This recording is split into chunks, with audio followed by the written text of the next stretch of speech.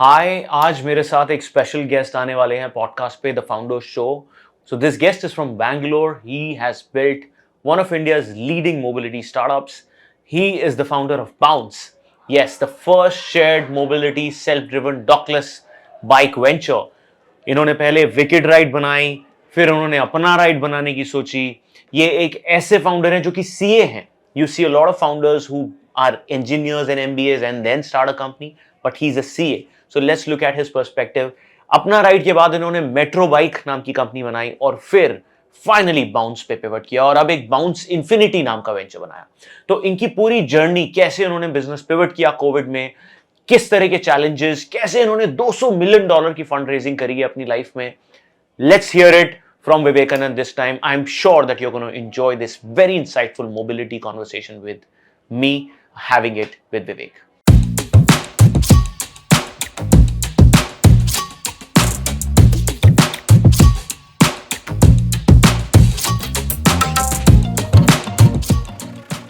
Great. So today I have a very special guest, a mobility expert, जिनसे मैंने बहुत सीखा है. A guy who has got the first clear shared mobility disruption in our country. We have with us Vivekananda Hallekere, right, from Bounce. Welcome, Vivek, to the show, the Founders Show. Thanks, man. Yeah.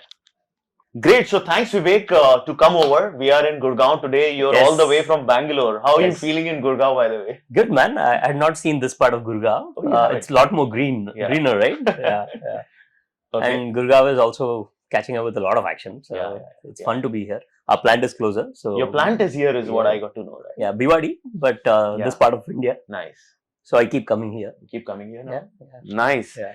So Vivek, today we would want to take you back in the journey lane, right? When you were a kid, right? And you wanted to build something. So just take us through your childhood. How was it? And were there any glimpses of you starting up as a kid? I don't know. As in childhood, I think childhood, I grew up in a joint family, so a lot of pressure. Bangalore? No, from a small town called Hassan. It's about 200 kilometers from Bangalore. Right. So I studied till 10th in Hassan, and all my cousins are much smarter than me. And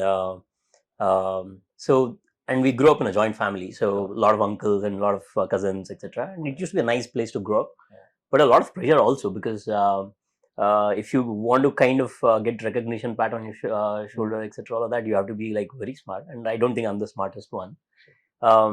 So that got me into probably reading a lot, figuring out what do these people do, etc. But I don't think as a kid I was like super stood out or anything. Okay. But I used to speak a lot, got beaten a lot in school. Okay. And the schools that we used to grow up where getting beaten by the teachers was a very common thing, right? So you mentally get prepared saying that, okay, my school, they used to thrash the shit out of it for simple reasons like talking in local language or anything, right? So things like that. Yeah. So I used to go to school mentally being prepped up saying that, okay, I'm going to get beaten. At least let me do what I want to do. Yeah. I think there was this period in school, very interesting time, when they bifurcated the smart ones from the dull ones and they made different sections. Oh man. And the cutoff was 85%. Anyone below 85% is in a different section, and I was 84 point something or shit. Oh. And I was like in the duller section, and I just realized, oh, this is how they will do this, etc. All that. And I think I started thinking about studies then. Okay. I still remember there was this friend of mine during 10th standard. I told him, I want to go to Bangalore and study. He said, do you know what is the cutoff for Bangalore, for the colleges that you want? He's like, I don't know. He said 98, 99. I said, what is 98, 99? He said 98, 99% cutoff if you want to go to this Vijaya College or St. Joseph. I said, shit, you should have told me. Why didn't you tell me? And this was 3 months to exam. Okay. That's when I started studying. Someone had told me, be a CA and your life will be settled. That is the only thing I know. I didn't know what a CA would do and etc. And they said for CA, you have to do maths and stats. So go to Bangalore. Yeah. That's how my journey started. But I think coming to Bangalore and all of that kind of got me there. But I think one small thing I want to tell is, I think my mom was she used to tell me a lot of bedtime stories, saying that anyone can do anything. Wow. I think that has stuck in my mind very deeply, saying that anyone can do anything if they want to. So that is my nice. true belief though. Yeah. That's amazing. So your competition was more in school or within the joint family also, because the kids I think were school compared, right? everywhere, right? As in, Huh? I think it was a highly competitive environment. Yeah. We used to have in school prize distribution day, where people used to show off the kind of prizes they've got, and Shit, man. Yeah. and I think that's when I started figuring out what am I good at, Okay. and where can I actually go and get some prizes as such, right? So. Right. I still remember because I was not very fast at running, Hmm. but I was good in certain sports, etc. All of that. Hmm. So I focused on things which I felt I can actually go and win, etc. All of that. Okay. But I still remember that used to be a very tough day because everyone is showing off and you have so Prize many distribution prizes, day. etc. All of that, right? And it's very surprising how these things can impact a small kid, right? As in Yeah. you're 10 years old, 12 True. years old, 15 years old, True. and all of that. So, yeah, in a way, that is what has got me here with all those crazy stuff. But yeah. But do you think it's good to have this kind of a Not system in the schools, Not really. right? Not No? really at all. Not As in, really. see, one, I think to undo all of that and to come out of that, all of those fears, right? Yeah. Itself has probably taken a lot of our time, right? As in True. coming from middle class A lot of backgrounds. pressure Yeah, as a and kid. a lot of pressure, and also see, for example, in school they say you shouldn't talk, you shouldn't reason, or you shouldn't question, etc. These are the exact same things you should be doing, right? Absolutely. Right? Networking is this only. Yeah, you should know how to talk, how to ask, Absolutely. how to communicate. Yeah. If you don't let the kids to talk to each other, Yeah. and during free time or period, what do you want them to do, right? Because they will always be socially awkward. They wouldn't know how to have conversations. Absolutely. You're so Right? right about it. It's a very simple thing. Probably they should let people speak whatever they want, and etc. All of that, and encourage more social interaction. Absolutely. That's how they learn the real life lessons. Yes. When they are out in a networking dinner, Yeah. they need to talk to people. Yeah. A lot of people are shy who come Yeah, from yeah, small yeah. towns. Yeah, Like yeah. I was very Yeah. shy. Same I here. didn't know what is networking when I came in the cities, right? To forget about networking, right? Just being able to go talk to someone, right? Ask someone, ask for help. Correct. Ask for help has to be told, right? Absolutely. Saying that, okay, it's okay to ask for help. Yeah. If imagine that you knowing that as a kid. Right. And that would be a game changer. We had to learn it the hard way, saying that you can just go and ask. Right. You can be vulnerable and tell people that this is what I want, right? So yeah, now in colleges and post that you learn that, but schools they discourage that. I think at least so true. I didn't probably it was not a very fancy school because I was from a small town, etc. But for that town, it was a crazy school. Even now, I have my friends from school who put their kids there. I'll be asking them, why do you do that? Yeah. You know what kind of torture we went to? Why are you putting them into that school, right? But I think schools can do a lot more. They can actually make kids more comfortable, more open, and build up a lot of essential skills when they're young. That's true. Which is why I think these days a lot of parents are going for the international board and stuff like that, where there's no exams till some classes, and then the kids are mingling more and learning more about life. They're discussing that what is rain and stuff like that, which is what I'm seeing. Which is good, at least they're learning the real things in life. Great. No, that's a good start to our podcast, I must say. It's like challenging the education system.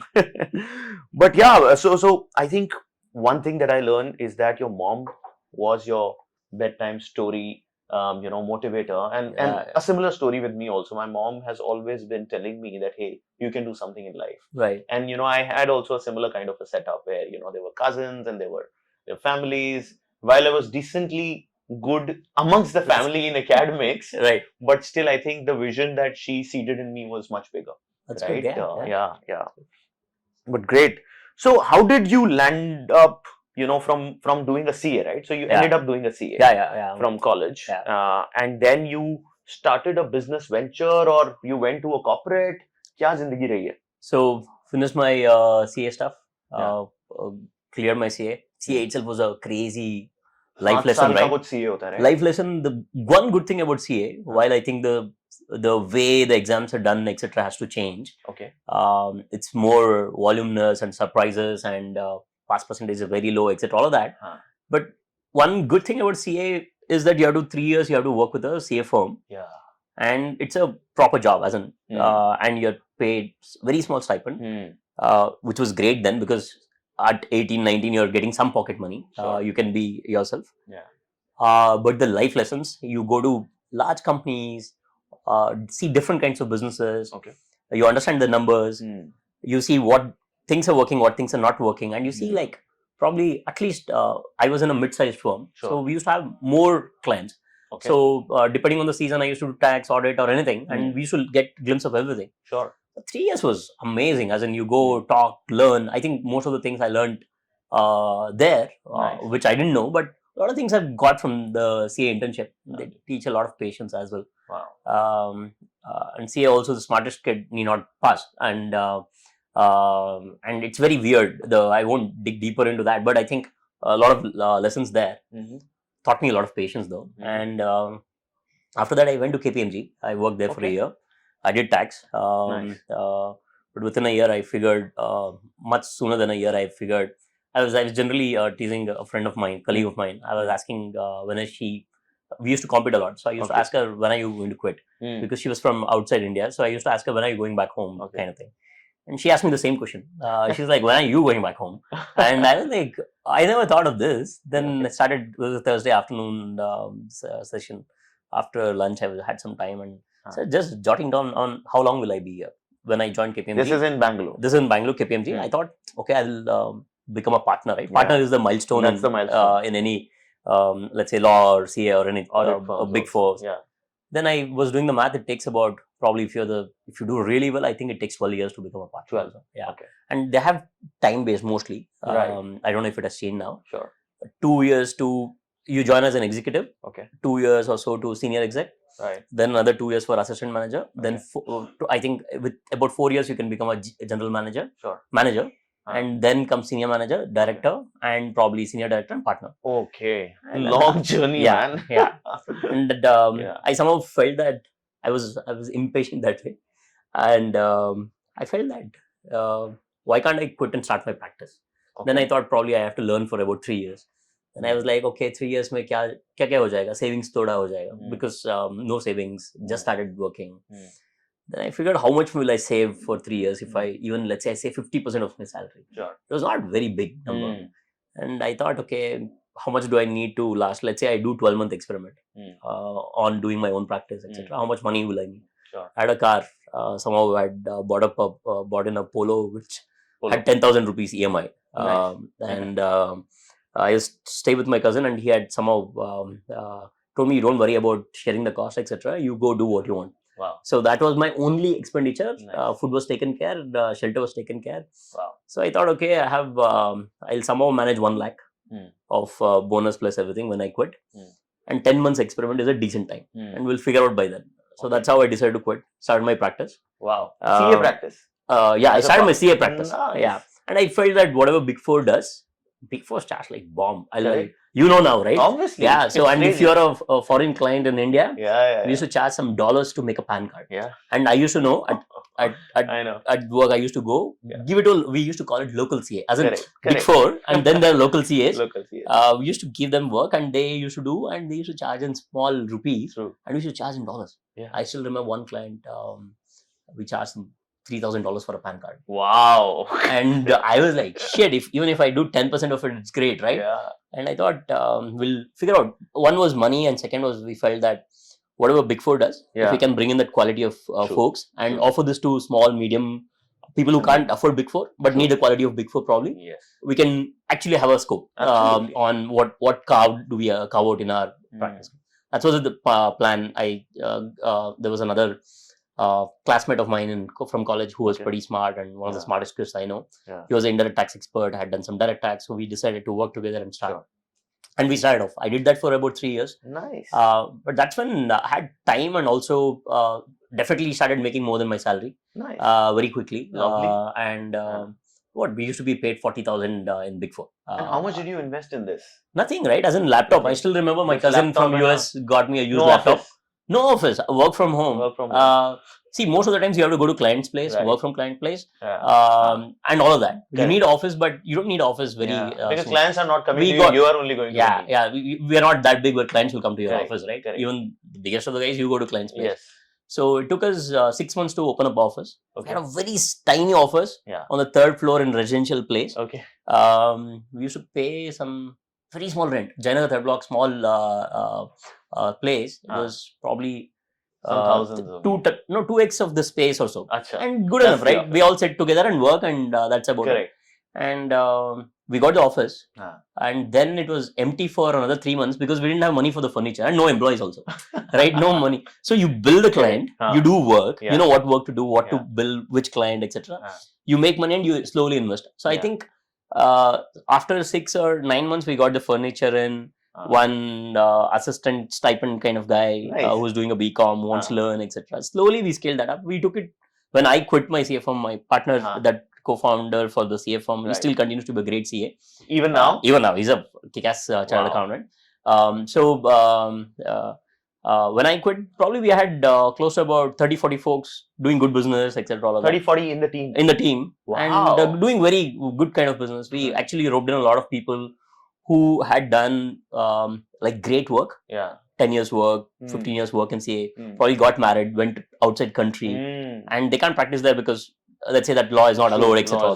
But they know really on how to do work. Correct. So I think that's where I started doing a bunch of these things where I used to go get crazy work, which I knew I can't do, but I knew who can do, and get them to do it and do a rev share. It was like lovely. Yeah. So it was a very scalable way. Yeah. But I knew that this lady has done 10 years in audit. She can do this. She can remotely do this and train our guys and get things done. And we will basically go pitch this to client. When pitching to clients were tough because no company will just say, okay, you're running a practice, we'll give you work, right? We figured out what niche. We used to help in German companies set up in India through Indo-German Chamber of Commerce. Bunch of these things, and we went pitch to older CA firms, saying that, hey, you don't do this vertical of practice. We know how to do that, but nobody will give us work. Why don't you pitch to your clients this work? We'll do that work. Again, rev share this side, demand side and supply side both rev share. And we were doing all of that, but I figured that it's very monotonous, as in there is no fun in this. You did for a year or we did for 3 years. 3 years. 3 years. Wow. The last year, though, I did both Wicked, right? The current entity. The last 2013.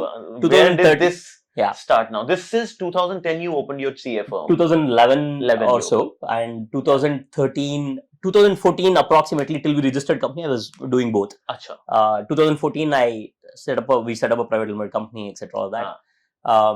I met Anil, my co-founder. He's here to meet as well, right? He's a company secretary and a cost worker. He's again a smart kid. He's also CS. He's a smart kid, yeah. Finance guy is building a startup. Two of us are finance. Varun is the engineer, right? The tech guy. And I roped in Anil to join our practice when we were growing. So Anil and I have been working together from those days. Wow. And I convinced him to quit. He had a nice job. I made him quit, get into this practice, etc. And he joined your CA firm. Yeah. Okay. Nice. And I met Varun, my co-founder, in one of my cousin's wedding. He had just come back from US. So I always was intrigued by mobility. I'll tell you why. 2 reasons. One, I used to travel to my hometown. Traveling by KSRTC bus, as in the government bus, during festive season was painful. As in, you won't get any place to stand also.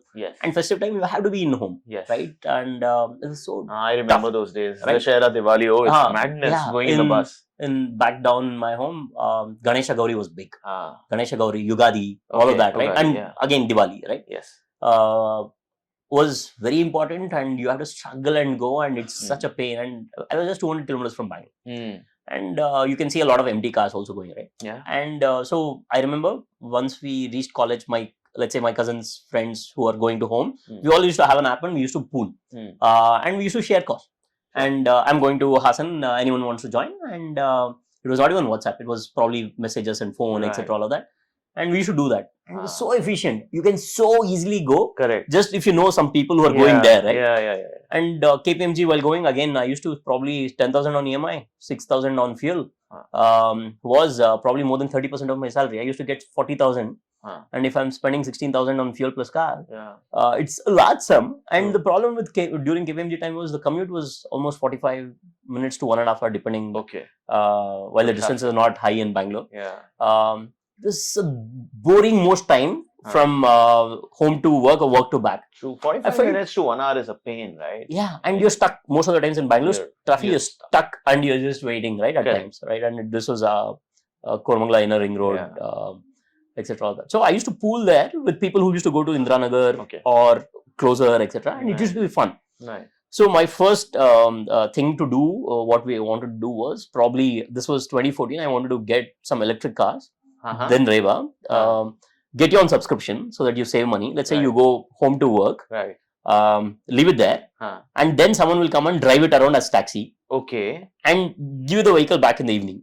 I was trying to do that math. Interesting. Right, so that was the math for me. Okay. So it gets run as a taxi throughout the day, and the subscription for, so the basic EMI is covered by subscription. Let's say I'll say that I always want to go from here to here, and this is my time. Correct. The rest of the time it's free. Can it be used by a taxi guy? Yeah. Read the law. It said you need 100 cars to have self-drive or rent a cab license. Right, rent a cab is self-drive kind of thing, right? Sure. So they said 100 cars is the minimum one. Yeah, Zoom car for a rent a cab scheme. That was the thing, and that's how my thought into the regulation went, and also because probably as a chartered accountant, I looked at a regulation. I should not have probably, but still that's how the journey started. Right. And 100 cars is very tough, right? Yeah.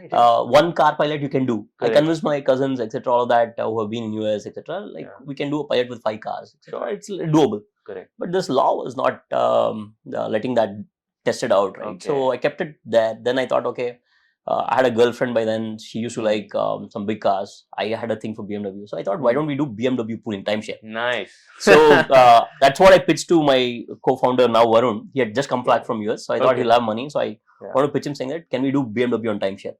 30,000 EMI, some add-on economic times we had seen, 4 lakh down payment or something. We'll pitch that in. And again, we will use it for X number of days a month. Rest of the days, we'll give it out to someone. A chauffeur-driven thing. Yeah, absolutely. Timeshare. Chauffeur-driven. Okay. Chauffeur-driven, because safety, etc., all of that, for us, we will drive it. For others, we will put a driver and... the safeties. Yeah, that's... Varun said, no money. I spent all of my money from US. And but he told me he's building a ERP for mom and pop store. Okay. Because I'm a chartered accountant, he wanted to run it past me. Yeah. And that's how I got to spend time with Varun. Sure. I told him, this doesn't work, let's build something else. We built an expense management app. That was the first thing Varun and I built. Oh, really? We took it to clients, etc. But by then we decided a list of ideas that we wanted to work on. We had a thing saying that Thursday we should catch up for a drink and discuss which ideas to work on. Why not debate it out? You guys were sure that you guys want to start up something together. Yeah. So we figured that the we three will of you. try out ideas. One of the idea was to make homebrew beer machines. Regulation again stopped. We should not have again worried about probably regulation. Oh man. Yeah. So we just did that. Expense it. We tried out for clients. It was working, etc. But Varun also had back in the days idea of putting QR codes everywhere. This was 2014 or so. Wow. Put QR codes everywhere and enable people to pay through that. We keep talking about it. 2014, disruption, right? Yeah. Then we thought the fanciest of the thing is, because 100 cars are not allowed, motorcycle was 5. So we thought, and Anil is a big fan of Royal Enfield. During the same time, right? See, it just happened, right? Randomly it happened. True. And we were open to try out things. That is what got us here. Anil wanted to buy his first motorcycle. Okay. I went with him to the Royal Enfield showroom. He wanted to. So the Royal Enfield guys back in the days had crazy waiting. 12 months waiting. They said pay 5,000, come after 12 months. And he actually did that. I was laughing at him saying that you can make babies faster than Royal Enfield, right? You decide today in 8 months you'll have babies. Absolutely. And this is 12 months and they don't give a damn about you. Why are you so crazy about it? So I thought we'll help him. Look for some rental companies, etc., who probably might have a better way to get you faster. Then that's how the discovery into rental started. We saw not many rental companies. So we thought, okay, instead of the car BMW, which we can't have 100 of them or anything, we'll have 5 motorcycles and rent it out to people and also get to use. And pilot project, just fun, not as a startup. Just fun. Just fun. We'll see what happens from there. We called it feelthebullet.com, raised some 10 lakhs from someone. Nice. Saying that we'll buy this. I took HDFC loan for 5 lakhs for this one. Another friend of mine said, why are you doing with Enfields? Do it with Harley Davidson. I didn't even know Harley Davidson then. Harley Davidson had an entry variant. So we got that, started pilot. We called it Wicked Ride. Anil's girlfriend then said, whatever you guys are doing is very wicked. So we should call it Wicked Ride. We said, oh, classy name. We'll call it Wicked Ride. And that's how... Today we are still called Wicked Ride Adventure Services. That's the entity from 2014 we started. Oh, wow. We did that for about a year and a half. We met Funny from Redbus. You know Redbus? Funny. He was kind enough. So I don't know, people showed up from somewhere and helped us out. Wow. So he came, met us, understood the model, etc. and all that. He said, guys, this is not scalable. If you're very passionate about this, like love motorcycles, you do it. But please remember that it won't become big. Okay. It will always be small. So if you're not doing for the fun of it, don't do it. Okay. Because one day you'll wake up and say that you lost a lot. By then we had lost 1 year.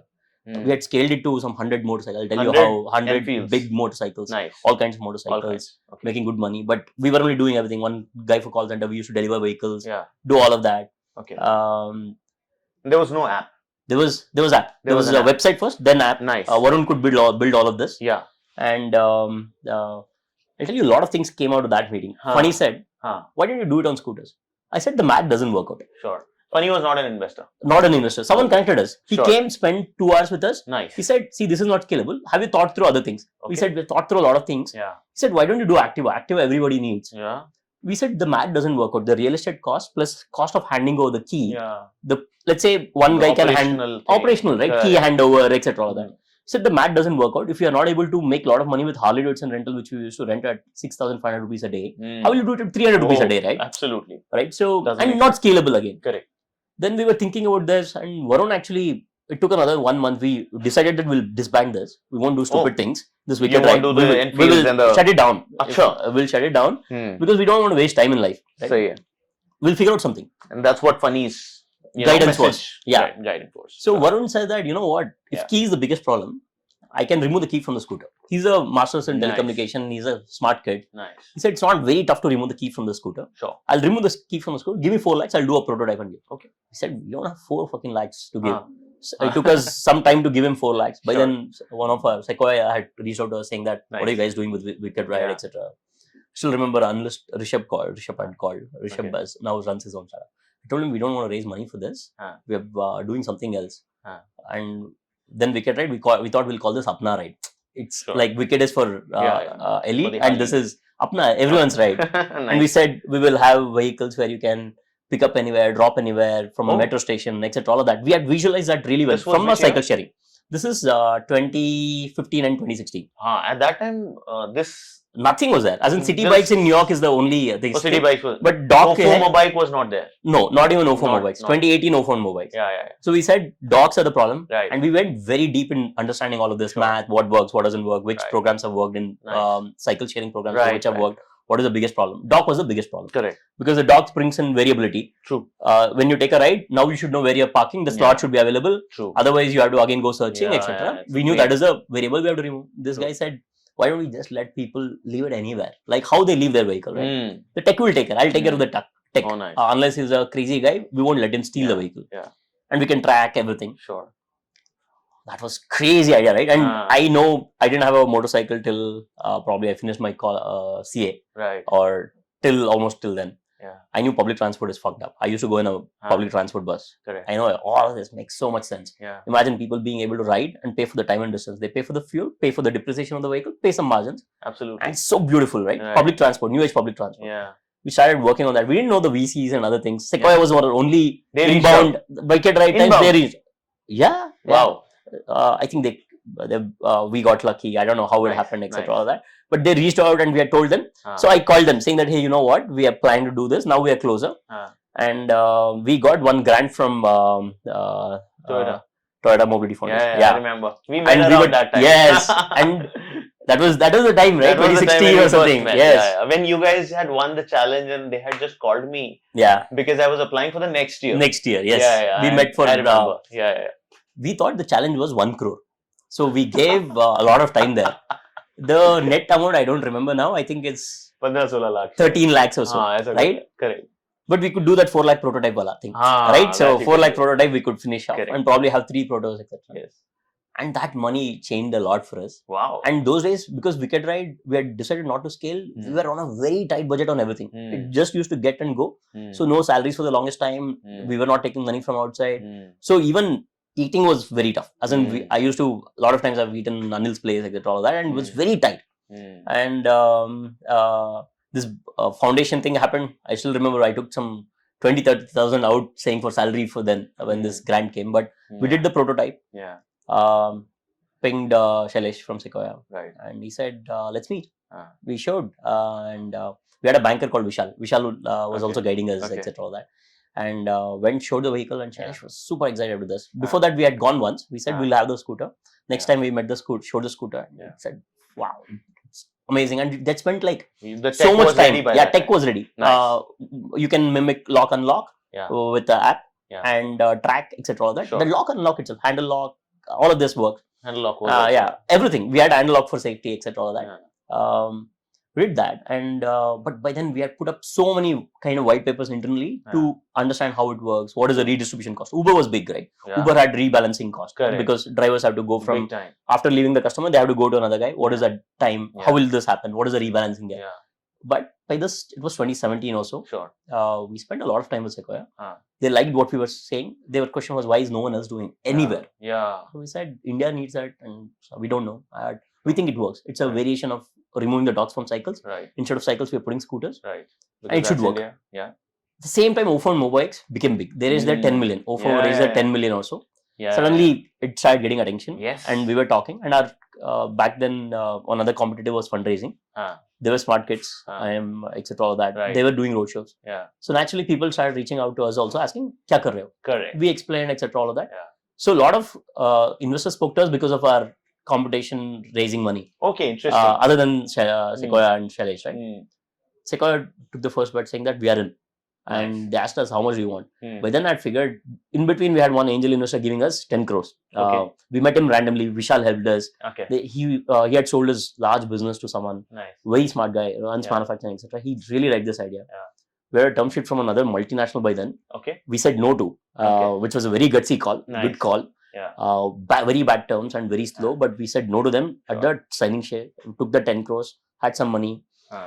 Did some scooter rentals, etc. All of that without the tech. And you guys were called as Metro Bikes. Metro From Bikes. Apna, right? We called it Metro Bikes Metro so Bikes. that it can be everywhere. Yes. And Sequoia was happening. It took from 2016 end to 2018. All of this happened. 2 years. 2 years. And then Sequoia said they asked how much you want. We said we need $20 million. Oh. Because we knew that in small money you can't do anything. It will always go raise, etc. And just needed more money. And we wanted to go scale to a particular level, etc. And we had very good understanding saying that एक ही CD करते हैं, 1 लाख गाड़ी डालना है. Depth. And we took it to 25,000 in Bangalore. Within 6-7 months, we took it to 25,000. And you got a 20 million. We didn't get 20 million. We got 10 million. You got 10 million as Sequoia plus One Axel. check. Sequoia plus Axel Axel also yeah. came forward. They said, nice. We are okay, but why don't you And at that look time, for how others? many bikes you had before then? Before then, Wicked Ride ka tha. Some 100, 200 on peer-to-peer, etc. We had 800 scooters through aggregation model. Scooters, the 10 crores had come in, bunch of things. We had aggregation model where we get HNIs to invest, do rev share or IRR, all of that. We had some 800 scooters, but not on scooter sharing. On scooter sharing, it was only 30 vehicles what we did, out of which we said at a metro station, we got the metro tenders. Right. We asked Metro to invest money. They didn't say no investing money. We'll give you a space on rent if you want. That's what they got a space. Yeah. But we started doing mimic of dockless sharing because tech was expensive. We didn't have a tech team, all of that. So that funding helped us. But in that, what we mimicked was from metro station, we used to literally stop people at the metro station saying that, आप ये गाड़ी यहाँ से लेके Whitefield तक छोड़ सकते हो या माराथली को छोड़ सकते हो. Marathahalli was 10 kilometers, Whitefield was 14 or 16. Sure. And we said, you have to pay us 3 rupees per kilometer. ठीक है. And बस डीएल का कॉपी दे दो, कुछ नहीं चाहिए. They never used to believe because कौन गाड़ी देके बोल रहा है कि लेके जाओ, right? And I still remember, and I had to say that no, we are a startup, all of that, Metro Bikes, all of that, and then they started doing this. And we used to have people stationed in 2-3 places where they used to collect the keys back. Sure. And on WhatsApp. Yeah. And so I take the photo of you. I say this guy is coming. This vehicle number. And oh, अभी 40 minute में आ जाए. We know the timing more or less. And he shows the hand, etc. And gets the key back.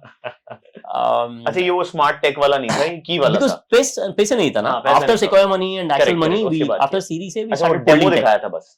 But we wanted to understand numbers. We didn't know. See, for most of the things we did it for ourselves. Will the math work? What will be the rights? What will be the hesitation, etc. All that. True. And that's how the journey started. So we come from doing very random things to doing crazy pilots.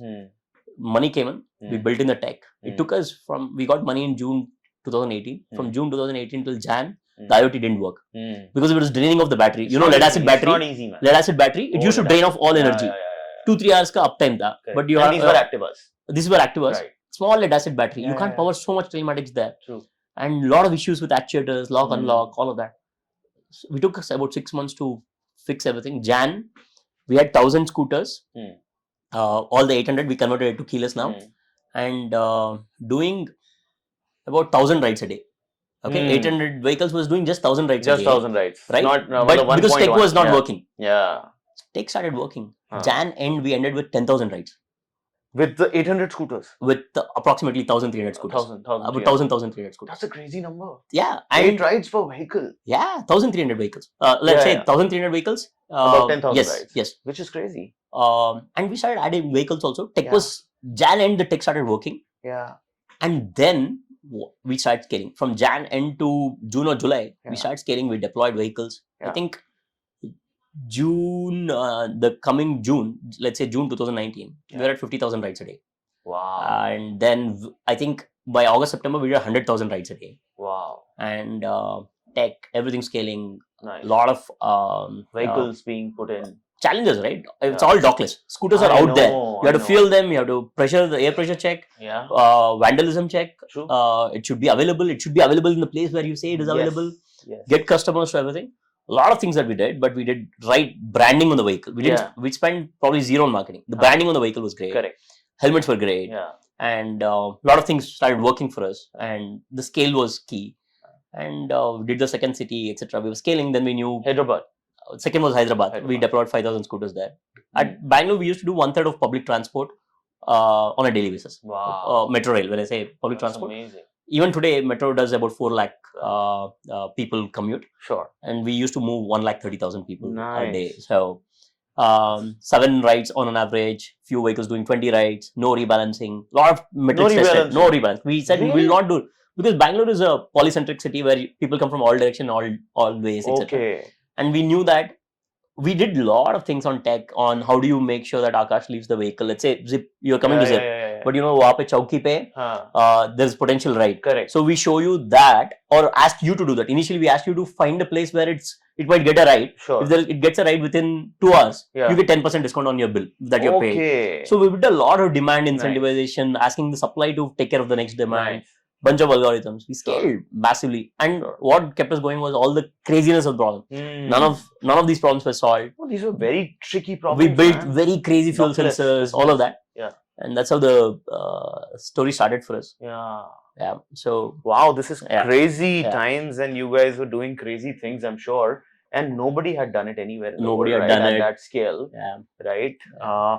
But tell me, I think one of the things that was happening, and I could recall, because I used to travel to Bangalore, and we had started around that time, and I remember when we had met in that Toyota challenge where you were getting that prize, which you didn't get in school, I remember, as the number one startup which won the stamp challenge. And one thing that I asked you, ki Vivek, kya hai ye business, kaise survive karte ho, how are the funds?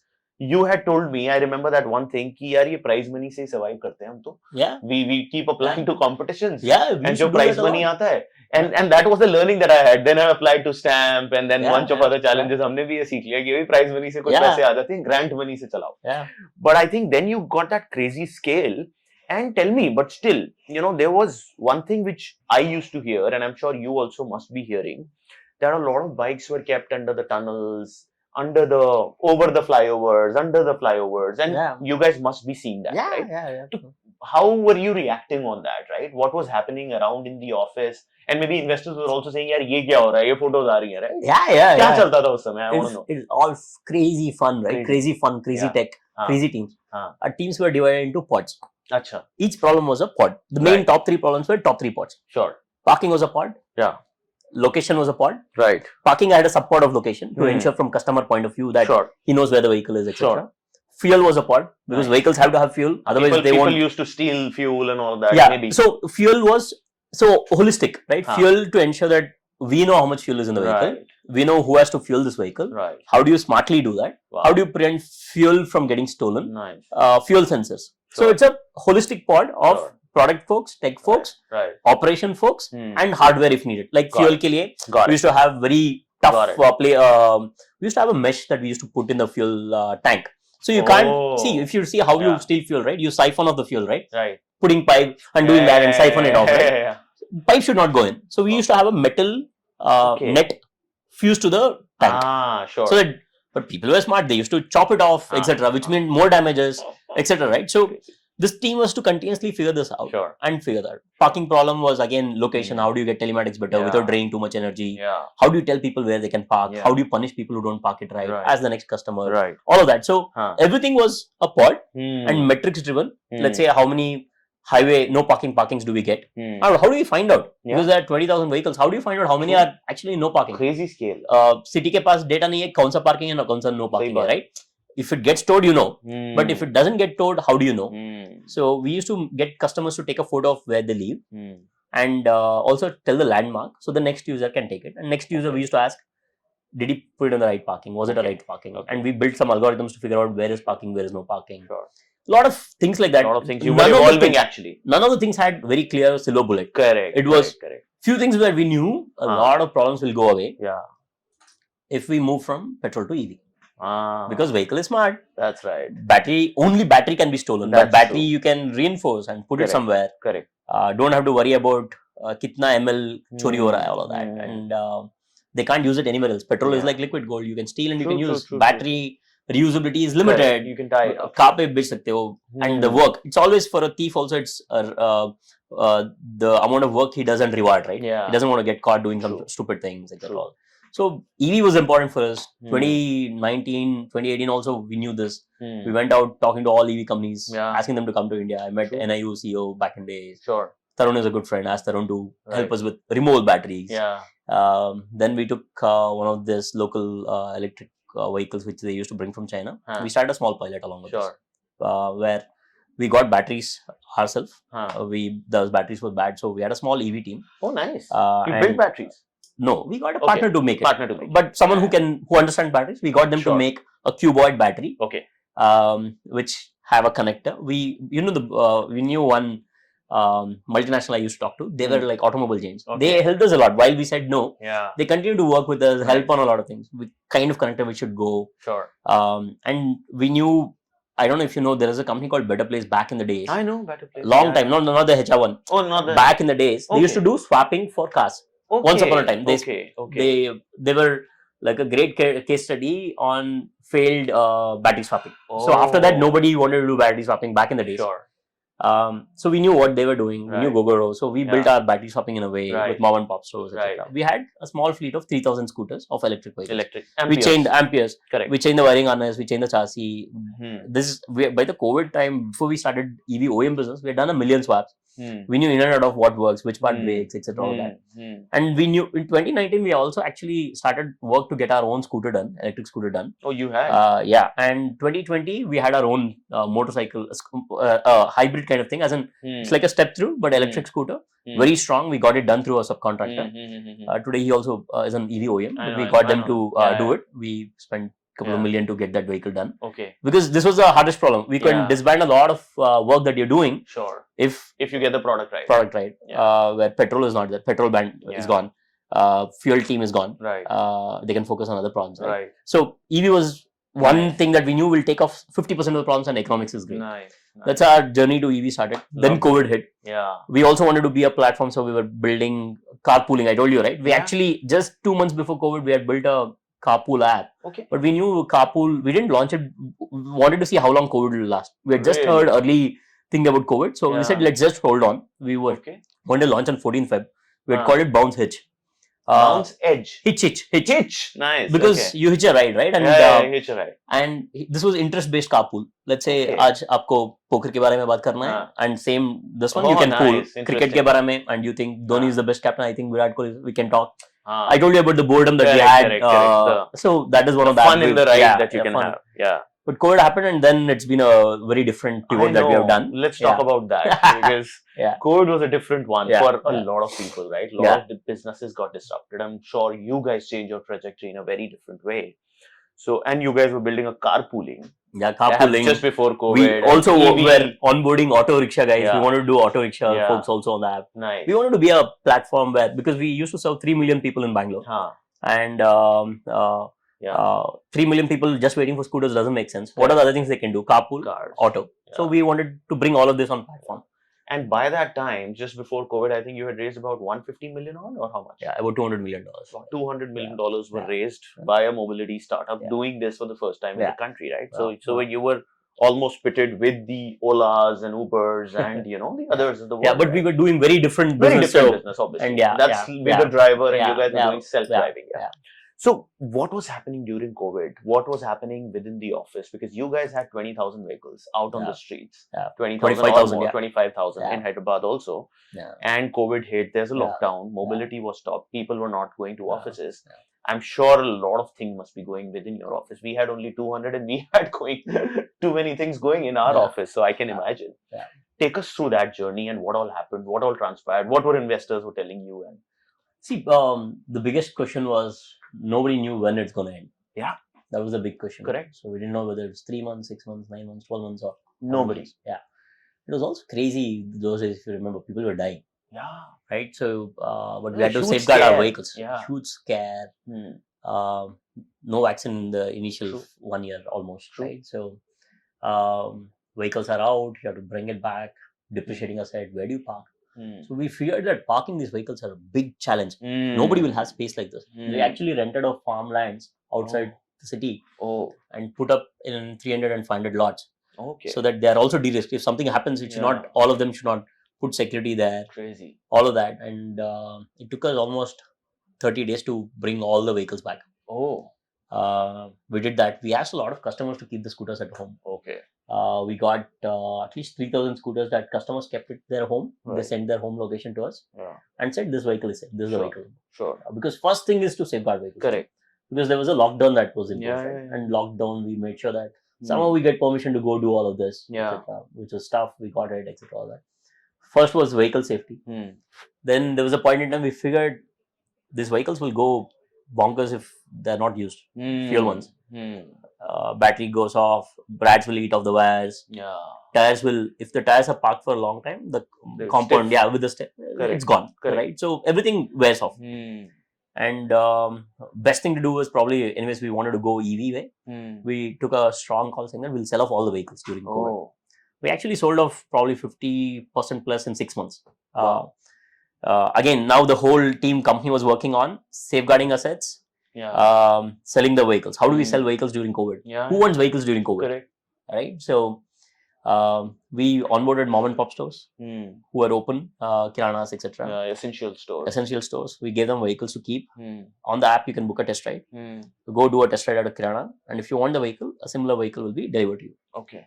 We sold off vehicles like that across India. We sold off 20,000 vehicles over like a year's time or so, and which meant we can pay off some debts. Yeah. All of these were debt finance, right? These are debt finance. Yeah. Debt always, on the company books. Yeah. Okay. So did that. EV, we started as and when the lockdowns, there were cycles of lockdowns, right? So we used to do on electric vehicles, etc. All that. Then we were thinking what else to do, etc. All of that. As in, we were thinking, what do we do during this time? We actually did a lot during COVID on the COVID thing itself. As in, our call center used to work for one of the local social worker there.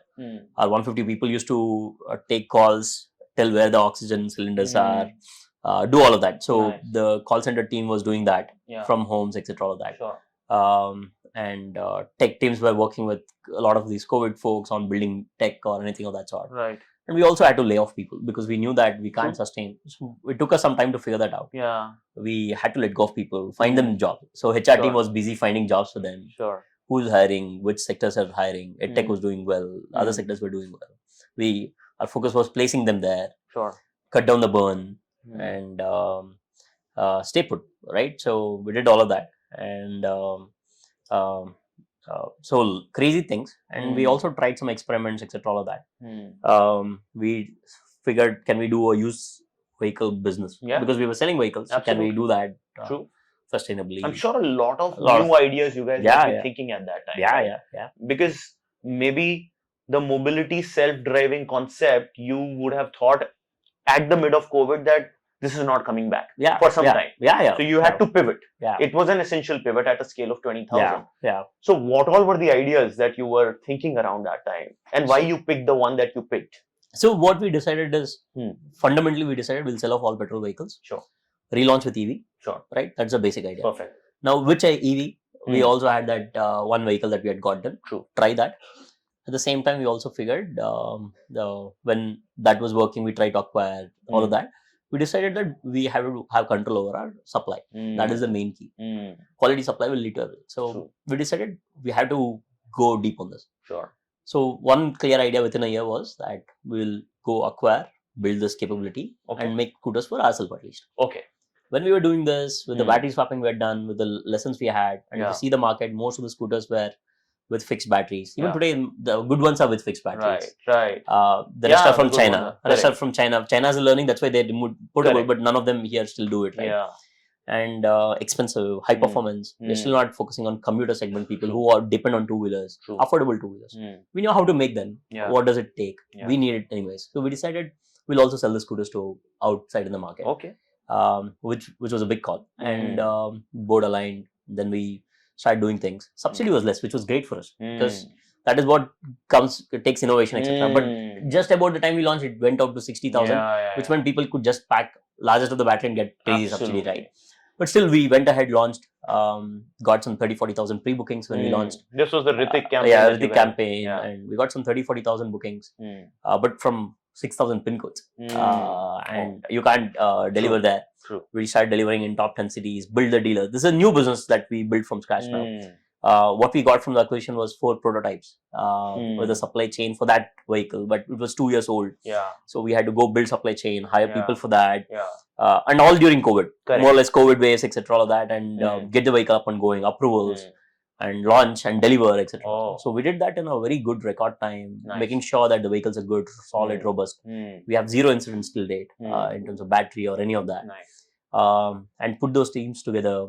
And for some time we were doing ride sharing and this, but with the cash in bank that we had, and we decided that mobility will need money and needs certain amount of vehicles. At least 10,000 scooters is $10 million. The same money we can put it in EV OEM business, and we can launch mobility at any point in time. We know that nobody can take away this market, and particularly in the way we were doing. So this is out there. We'll focus on EV OEM business and do that sometime later, whenever the time is right. And we started focusing 100% on EV OEM business. And now we have sold close to about 10,000 plus scooters. We have a European Union approval for these vehicles. We export this in small numbers. Oh, you do? Yeah. We send it to Southeast Asia, not Southeast Asia, sorry, Middle East, South Africa. Wow. Southeast we have shipped more a bit, but the requirements are a little different. They need high power vehicles, etc. So, but we have started shipping vehicles. Probably only Indian scooter, which is made in India, and gets exported. Let's say even ICE vehicles, most of the vehicles are differently made for those markets. Right? A same scooter gets sold outside India. Nice. Here it's still not an easy battle, right? We have the incumbents, we have startups with a lot of money. True. And we're fighting it out. So we know the scooter is great, which is great for us. Nice. And we know how we want to do this. Absolutely. And we'll never be a typical OEM. We'll always be a mix of OEM plus something. Correct. Which means make it more affordable. We'll make it more affordable. We'll do battery swapping at the right time. We'll do pay as you go, like other models that I'm talking about. So we think it's the right place to be in. Sure. Nice. And we have survived. So that's lovely. And it's almost a decade's journey now. No, that's I think a tap on that on the great pivot and all the focus that you guys continue to deliver. Right. I'm amazed. The kind of times that you would have seen, like a lot of businesses, like I'm talking about all the businesses that were around, like Shuttle. There was Quick Ride, there were multiple such businesses on mobility which got badly disrupted, and the capital and the perseverance and the pivot is what survives. But great. So now this new product, which is what is your focus as an OEM business. So this is now fully made in India. There's a plant is in Bhiwadi.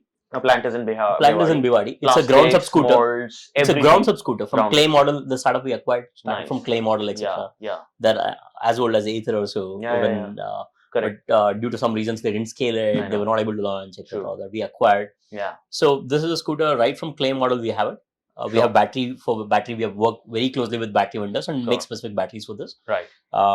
Plastics, design, molds, everything is ours. Motor and everything. We don't make the motors. Again, vendors. Vendors. Everything is either us or through a vendor designed specifically for this. And we put it together in a very nice way and make it available for users. But the flexibility we have built in is it's like a platform.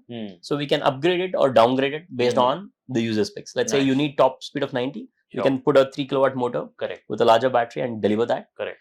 You want 55 top speed for B2B use cases, we can just put a 1.1 kilowatt motor with probably a smaller battery, 2 kilowatt hour, or even more, lesser, 1.4, depending on how much you want. So scooter is built in such a way that it's Right. platform and we can keep playing around with that. Lovely. So there's still a level of which A is lot of why flexibility. our teams are talking, and hopefully we'll crack Yes. something big here. But I think with all this amazing journey that you had of building a startup, scaling, and then finding from a 10 lakh rupee grant to a 200 million cash, right? What are your learnings that you would want to pass to people who are listening to you, in their entrepreneurial journey? What are the things that they should focus on while building a startup, right? Or not focus on, essentially? Focus on fundamentals, right? Always. Hmm. And focus on economics, fundamentals, like why are people doing this? Will there be more people who will do this? What will be the biggest blockers for you at particular scale? Who can do this better? Or why? How can you make sure that you can do this the best? All fundamental questions, right? As in, and rest will usually follow. Sure. Capital will follow. Teams will follow. As in, best of the talent will come for greatest of the problems. I keep saying this. Greatest of the problems will attract the best of the capital and best of talent. So, if you are excited with the problem, and most of the times you should do it only because you are very passionate with the problem. In fact, I was listening to someone yesterday, and it was a great saying, and I noted it down, that actually, startup is like that mosquito bite, which your parents and everyone will tell you not to scratch it, but you end up doing that because that's the itch that you have, right? And I think the startups exist because of problems exist, right? And that gave me such a good breather when I was listening. I was walking in the night and I was listening to this podcast of this guy who created the Shake Shack, right, which is a $2 billion company in the US, right? It's a shake brand and a offline restaurant brand. But he was saying that a startup is a startup because there are problems. And we keep getting bound. Oh, ये नया problem आ गया startup में, but यही तो fun है. यही तो है. It's all about so that. Don't expect it to be a joyride. It will never be. It's a joyride if you see it like that, right? So enjoy the pain. And then it's joy. As in you should be up for all of it, as in all the surprises it will throw, etc. If you're built for that, go for it. As in, and nothing wrong in trying. That's what I say. Absolutely. You'll figure out whether you're cut out for it or not very quickly. No, awesome. And in the EV space, since you've also spent a lot of time, and the mobility space, are there things that you would want to tell to the youngsters that maybe they can look at these specific areas which can still be solved? Because there are a lot of them. कुछ ज्ञान दो लोगों को, so that they can. Very simple stuff, right? Still India lacks speed for making molds. जो mold बनाते हैं ना, the time frame with China versus India is multifold different. We go to China, get the molds done and get it shipped here. Because the speed at which you can do there versus here is very different. Or Taiwan or any of these places, right? And all of this can be solved through innovation, and right from everything, right? And a lot of things in India are duopoly or monopoly. That's true. Let's say almost, let's say headlight. For us, it's a bulb, right? There's so much there, and there are only 1 or 2 companies which are making it for most of the OEMs. That's up for disruption. How do you do it? How can you do it? Etc. All that, and also one is the hardware piece. How do you make things, etc. The second is the finance piece around making all of this available. The third piece around is mixing all of this, right? As in, simple math is only 14% of population have access to two-wheelers, personal two-wheelers. The rest don't have. 4% on cars. So let's say under 20% have access to own vehicles. The rest don't. Now, but they are all looking for solutions. Public transport hasn't scaled, which means you can build new age public transports, like what we used to do in different ways, right? Second, you can enable subscription kind of models and make these vehicles shared, right? Absolutely. So our idea should not just be saying that, okay, 20% के लोग के पास गाड़ी है, 80% doesn't have. Let's try to get 40% of them on vehicles. The roads will be jammed, traffic problem, etc. All of that, right? That is not the right solution. That's right. While today we sell vehicles, etc., but still that is not the right solution. Right? So there's so much more you can do. You can do timeshare on 2 wheels. How do you build trust? Today, why do people don't share vehicles or assets? Because trust deficit, right? So how can you solve for trust? And tech EV enables a lot of these things. Can you do sharing on that? Just timeshare. You don't have to make it dockless go to sharing, right? You can just make time sharing on a 2-wheeler possible. Absolutely. There's a delivery guy who wants vehicles for 8 hours a day, and you need it only from home to work and work to back. So your vehicles are parked, taking some beautiful real estate. That can be rented out to someone. He can have his livelihood. And give it back to you. So the crazy amount of things that you can do. Because it's EV. It's Yeah. mobility, and Yeah. most of the guys are incumbents, etc. All of that. They'll take time to move. They can't Mm. react to things very quickly. As startup, we can. Yeah. And folks who are starting up new can shut down and start again, etc. So they can take, they can focus on what they would want to do, etc. So they should go out, take those bets. Absolutely. Yeah. Just go out and take those bets. Yeah. What is the value that you think that a founder, essentially a founder and CEO, what are the 3 things that they should be good at, or they can only bring those things to the team or the business? See, one is probably why that problem. First question, right? Why should we be, all the whole folks, let's say team, investors, why should they be excited about this problem? That is something only founders can do. Whether CEO or not, founders have to think about that. Why that problem? Is that problem worth solving? Second is staying optimistic throughout, because it's not easy, right? A lot of unknowns, etc. All of that. So they are the ones who have to decide whether to shut down or continue in a way. And most of the times there are no right answer. Yeah. So they should be able to take a lot of beatings, still think. That's true. Rise up again. Still have sanity. Because there are no right answers. You won't know whether it is your stupidity which is asking you to continue, or is it the right thing to continue. Yeah, that's true. Right? So that's true. And time is the most valuable thing. So for everyone, right? So how do you make sure that you spend time on the right things for everyone, for your team, for yourself, for everyone? So so keep asking those questions. Probably find answers. Yeah. But be the person, end of the day, where the buck ends, right? So you have to be responsible and be okay to do all of that. Yeah, probably that is the role of founder. No, makes sense. Absolutely. Very, very rightly said. And how do you manage your capital now? You the first CA founder who's on the show, by the way, out of 10, 12 that we have shot now so far. I'm sure that you are the best money manager amongst all of us founders. So give us some, give the youngsters some, that how to manage capital. I think the savings. I don't think the CA thing has anything to do with how capital efficient we are. Nice. Yeah. We did what we felt was right at that time. And our goal was to scale to 1 million vehicles and prove that we were okay with a lot of problems, saying that okay, vehicles will get stolen or parts will get stolen. It's all economics, right? One thing at least the CA in us did was translate it to economics and see, is it sustainable, not sustainable, can it go away? Yeah. Only 3 things. So if you're spending on something, I learned this from another CFO, who's an amazing CFO, working for a very large, good startup in India. He had told me one thing. This was early days first. He was having 50 people in a room and putting something on the board. So I asked him, is that the finance team? Because he was CFO. I thought, is it all finance team? He said, no, they're ops and other teams. And I asked him, what were you telling them then? And he said, we are burning a lot of money. I wanted everyone to know, why are we doing this? What is the goal? And when will this go away? I want them to be very aware of why are we spending money. Yeah. So the first and foremost thing, whether you're a CA or not a CA, etc., is to be very aware. And it's not easy to be aware, right? You can be stupid. You might believe in it. Correct. So be efficient. At least know why you're spending. Yes. How long will you spend? When will it go away? True. As long as you do that, it's great. Yeah. Now you also have to think on funding environment. Will the money come? Will this can go for a particular time? When this should stop, etc. All that. So I think that has been our fundamental way while we have spent $200 million doing something. We will probably always ask, is this rupee spent well? Where will it get us, and what will it get the company to? Yeah. And that's what we've done. If we had done slower, if we had done certain things, we could have been probably saved more money, etc. But that was not the goal then. Yeah. The goal was to see at what scale does this break? Can this business itself be viable? Can EV take away some problems? Can we solve these problems? So, and that's how we approach the problem then. Now, as an OEM, we can't do that. True. That was a mobility startup. Yeah. Trying to do certain things in a certain way. Correct. We can't, as an OEM, do that.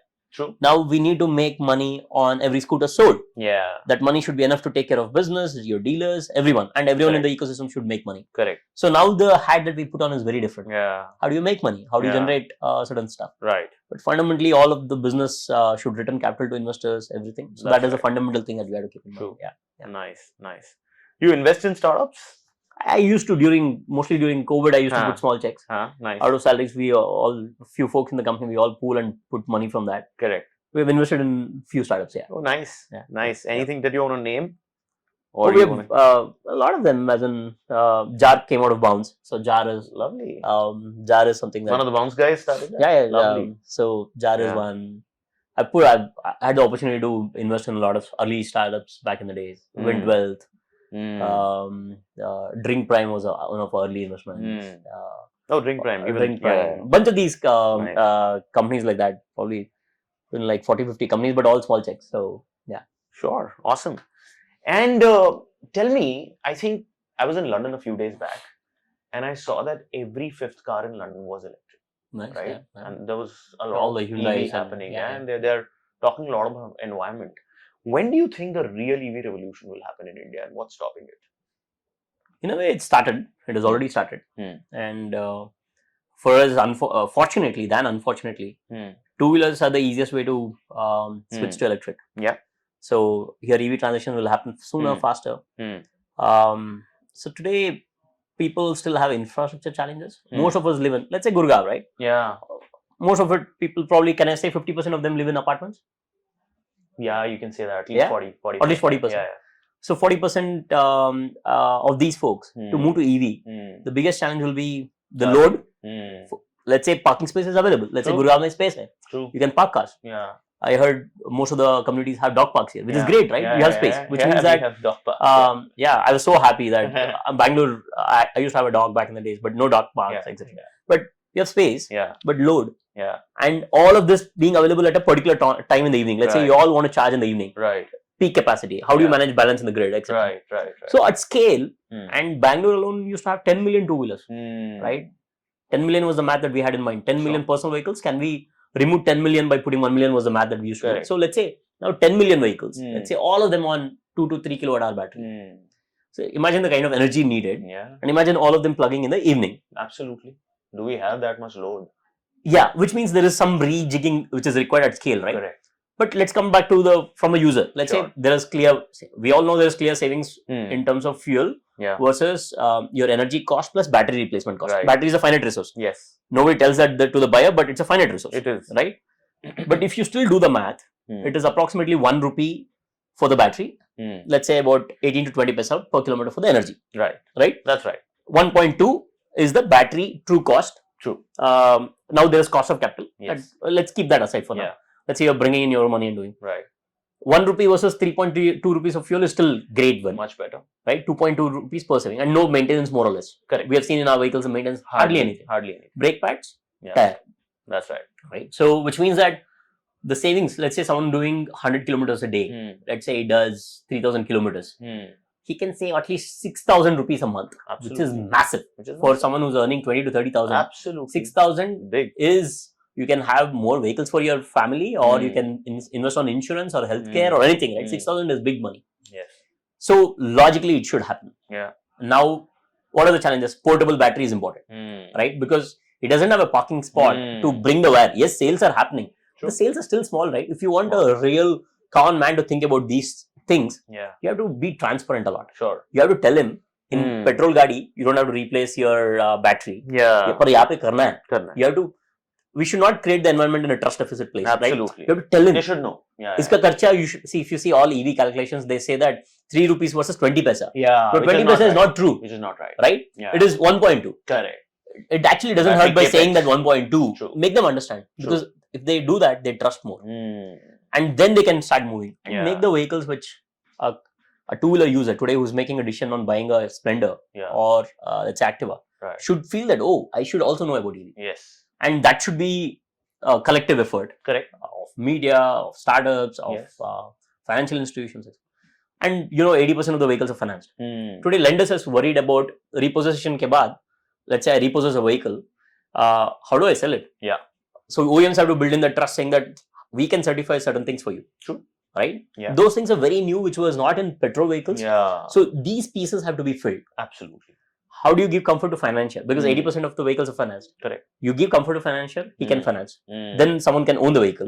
So solve the problem from making it available. Yeah. Making the user first say that, okay, it's frictionless. It's same like my petrol vehicle. Correct. Here I save money. Correct. Don't make him jump through hoops to get here, right?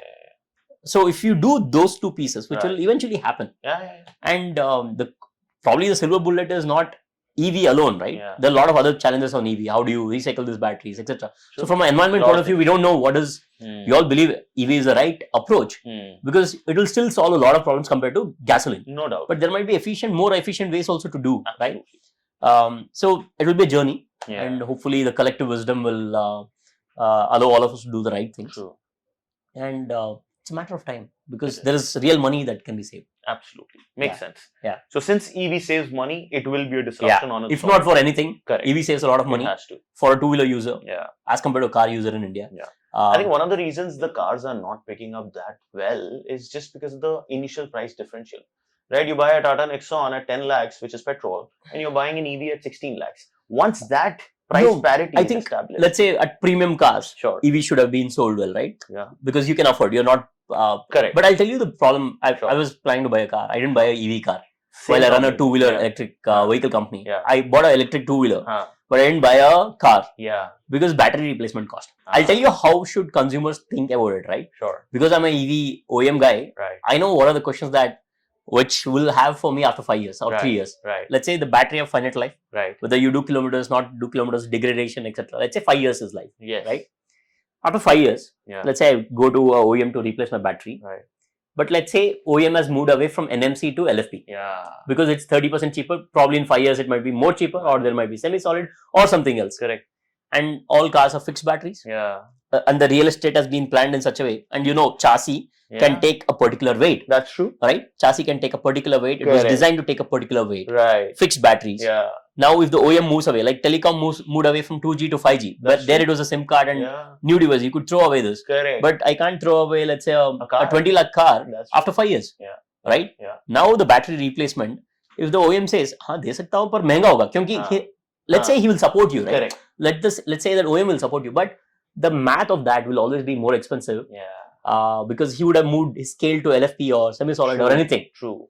So that certainty is there. It's actually there is certainty that this problem will happen. Yeah. Because but the answer is not there. From an OEM side. Yeah. Tell me, as an OEM, will you not move away to a battery which is probably safer? Definitely. 35% cheaper, etc. Because as competition, market will evolve. That's true. So you can't be the only guy saying no, NMC ही करूँगा, right? Yeah. Which means it is very evident that market will move to better chemistries. True. The second in hardware, at least, is in real things, is that in energy density, the density will become either bigger. If it becomes smaller, it's great, but we know scarcity of certain things, unless innovation happens, it will only get bigger. True. From lithium ion to LFP, it is bigger, semi-solid to solid is better, etc. All of that, right? Yeah. And chassis can't take that kind of space. It is not designed for that. Makes sense. Which means you will have to scrap the vehicle or sell it at throwaway price. Yeah. This is a problem I have with fixed battery scooters also. That's true. Right? So all of this transparency, let's say if you bake in this transparency, correct, real sales will happen. Yeah, makes sense. No, very relevant, I think. That I never thought through in the journey of the car, right? Yeah. That again takes me one step back when I'm just about to buy an EV car now. But so I think that brings us to the final segment, which is what we call as quick rapid fire. A few things that we would want to learn from you, and maybe others would also learn how they think and how founders think. Right. So are you into books or podcasts? Books, or both? Audible, both, Both. So what are your favorite books, if you could recommend a couple of them? I think it depends on the mood. If you're going through shit, hard things about hard things. I think hard things about hard things will only make sense when you're going through shit. Otherwise, you'll just read through and be like, okay. But if you're going through shit, you should read that. Okay. That's one of the... I like a lot of biographies and autobiographies. So I like Shoe Dog a lot. Shoe Dog is amazing. I think Shoe Dog journey is like amazing. Full life's journey. So that also I read during COVID mostly. Lovely book. Kept me going. So Shoe Dog is nice. Hard Things About Hard Things nice. Now I read a lot of books about health as well. I recently read Outlive. Someone suggested me that, and it's a great book. Nice. What else? I like Thinking Fast and Slow. It shows how bad we are at thinking, right? So how biased we are, etc. All that. Nice. I like Predictably Irrational. Bunch of these things. It depends on psychology, how we can be better, or all the management books also mostly. Lovely. The Great CEO Within is great. Sounds another founder suggested. It's a small book, but has so much meat in that. The great So, CEO within. Yeah, great CEO Nice. within is great. So, yeah. Awesome. Yeah. What about movies or documentaries? I love movies. I'm a big content guy. I like Great. stories. So, Which ones would you recommend? The recent ones or the ones that you would have liked? I watch all kinds of movies. So, but the silly ones I cover it in, like, let's say it's a stupid movie, I cover it in 5 to 7 minutes very quickly. My Really? wife hates me for that. But the good You ones just I rush watch through the movie. Yeah, rush through the movie. But I've actually realized over the last 2 years that Malayalam folks make very good movies. You'll be intrigued on the kind of storyline. Give us a few Malayalam movies. Yeah. So I saw one very psych kind of movie. Okay. Violent and psych. But it's probably shot just a home and 4 people in the whole movie. Wow. And it's about a dog. And it's called Kala. Kaala. It's on Prime. Prime has the best Malayalam movie collection. Nice.